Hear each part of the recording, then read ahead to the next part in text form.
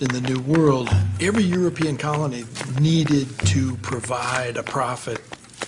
In the Chesapeake Bay, Virginia, Maryland, the more tobacco you could plant, the more profits you could reap, the more pleased the investors back in England would be. And there is tremendous pressure for labor. They hoped to use Native Americans that they found in Virginia as a labor supply. They were disappointed because the Native Americans in Virginia were powerful enough to frustrate the attempts to use them as forced laborers. I looked in the east, I looked in the west. For the first 50 years of the colony, most of the unfree labor force had been European, but that was about to change. Word of the hard life in Virginia had gotten back to England, and the colonial government faced a growing shortage of servant labor.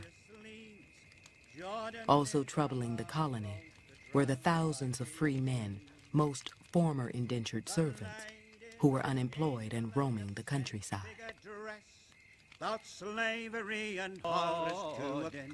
The problem they face is not only a decreasing supply of indentured servants, but they face this increasing problem of what to do with all these indentured servants once they live out their term. And a lot of them were surviving. They had to be given land. They had to be given their freedom dues. And one of those dues included even guns. And there was a lot of unrest in Virginia.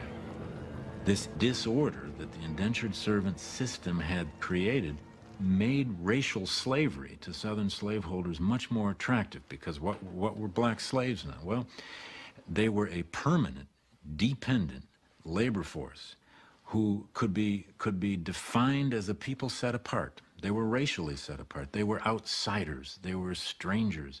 And in many ways, throughout the world, with a couple possible exceptions, slavery has taken root especially well when the people who are enslaved are defined as strangers, as outsiders, and can therefore be put into an inheritable, permanent status of slavery. Virginia legally recognized slavery in 1661, and a year later, a Virginia court decided that all children born in the colony would be free or slave according to the condition of the mother.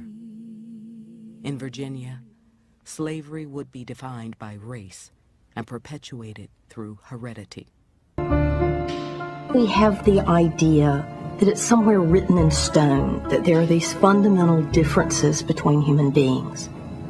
We don't realize that race is an idea that evolves over time, that it has a history, that it is constructed by a society to further certain political and economic goals.